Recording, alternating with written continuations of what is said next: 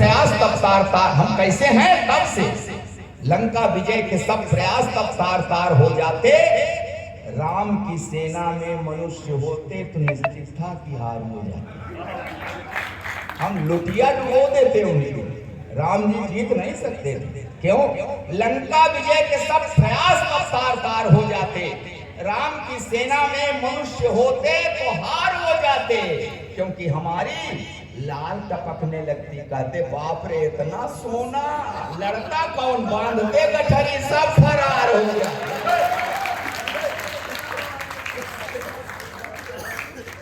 हम लोग तभी से ऐसे ऐसे ही है हम लोग।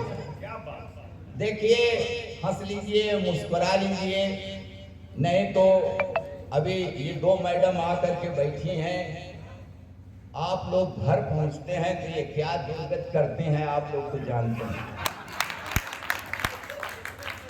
मैं प्रयागराज से आया हूं, तो प्रयागराज में 12 साल में कुंभ लगता है साहब। हर साल 1 महीने का माघ मेला लगता है। उस माघ मेले को मैं कितने दिन से देख रहा हूं, हर बार उसमें साधुओं की संख्या बढ़ती जा रही है। नहीं, इन महिलाओं से मैं हाथ जोड़ के प्रार्थना करूंगा, अपने अपने पतियों पर थोड़ा सा रहम किया करें। इतनी साहब हालत खराब है, भले आप न कहें लेकिन ठीक तो रही हो।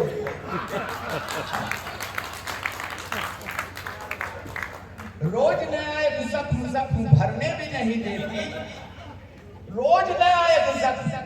देखिए, मुझसे कहा यहाँ आने पर 2-3 लोग मिले, गणे भारती जी वो सुना दीजिएगा, वो सुना दीजिएगा। अब जो मूड में आ रहा है सुना रहा हूँ, आप सुनेंगे तो पता नहीं क्या क्या सुना दूंगा, कुछ नया सुना करिए। लेकिन अगर वो जो आपका दिल कर रहा है वही सुना रहा हूँ तो चलिए, तो फिर और अच्छी बात कराओ। रोज नया एक जख्म भरने भी नहीं देती, कान पकड़ती, मन का कुछ करने भी नहीं देती। कितनी दुर्गति है नौजवानों, होशियार हो जाना यार। ये दुर्गति न अपनी कराना भाई, इसलिए कह रहा है।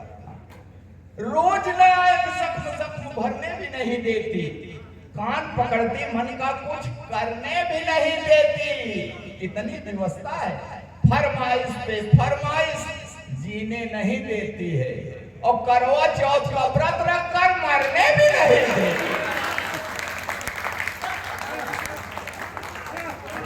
ये आप लोग मैडम क्या करते हैं?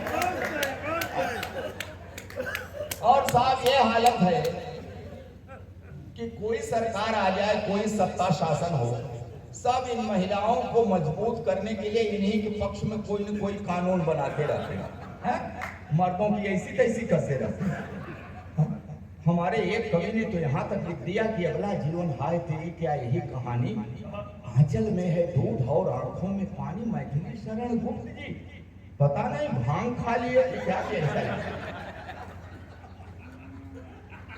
कह रहे हैं कि इनके आंचल में दूध और आंखों में पानी।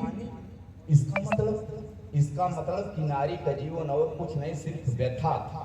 अच्छा, तो क्या मस्ती है पुरुष जीवन की कथा? नारी ने दुख पाया तो इसका मतलब यही हो गया कि पुरुष ने सताया। क्यों साहब? नारी ने दुख पाया तो इसका मतलब ही है कि पुरुष ने सताया, खाक सताया। मैं तो इतने बड़े मन से एकदम सच कह रहा हूँ, कान पकड़ के सच कह रहा हूँ, मैंने नहीं सताया। मैं क्या सताया? मैं खुद ही सताया जा रहा हूँ। वही केमिस्ट्री की क्लास में जरा सा हाथ दबाया, 40 साल से पैर दबा रहा हूँ।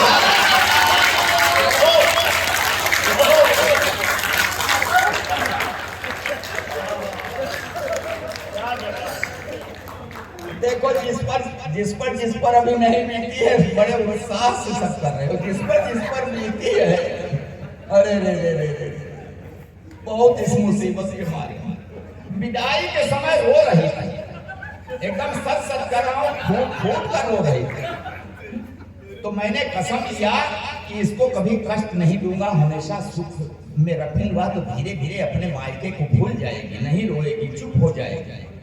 तब कहाँ पता था कि ये एक रोज रो रही है, अब जिंदगी भर मुझे रुलाएगी। आप सच मानिए, मैंने कभी उससे नजर मिलाकर सर उठा करके बात नहीं किया। हाँ, हमेशा बड़े अदब से उसे निहारता हूँ। उसके पैर के अंगूठे में हल्की सी ठोकर लग जाए, तुरंत बैठकर मुंह से फूंक मारता हूँ। जब कभी उसका तेवर गरमाने लगता है, बिना सर्दी जुकाम मेरे गले में बलगम घड़घड़ाने लगता है। फिर भी जाने क्यों वो हमेशा मेरे ऊपर ऐंठती है। हे भगवान, शादी में ये अनूप जी बीबी को चाहे बाएं बैठा दे चाहे दाएं, बाद में तो सिर पर ही बैठती। नौजवानों याद रखना, याद रखना, ये जवानी की सारी मौज मस्ती छूट जाती है। वो आई लव यू वाली क्लच प्लेट टूट जाती है। नहीं शक मत करना, पढ़ी लिखी है। हाँ, पढ़ी लिखी है। तब से लेकर आज तक बिला नागा सवेरे रामायण पढ़ती, दिन भर महाभारत करती। जब जब बाजार गई उसे साड़ी को वही रंग पसंद आया जिसने मेरे चेहरे का रंग उड़ाया। चोरी करूं, बेईमानी करूं, कहीं से लाऊं, ला के रख दूं हाथ पर कटी, चाहने लगती है। प्यार का ओवरफ्लो, सैया सैया की जगह भैया भैया कहने। जिस दिन नहीं पाती पैसा ऐसी नजरों से देखती है जैसे चबा जाएगी कच्चा। कहती है ऐसे निकम्मे पति से तो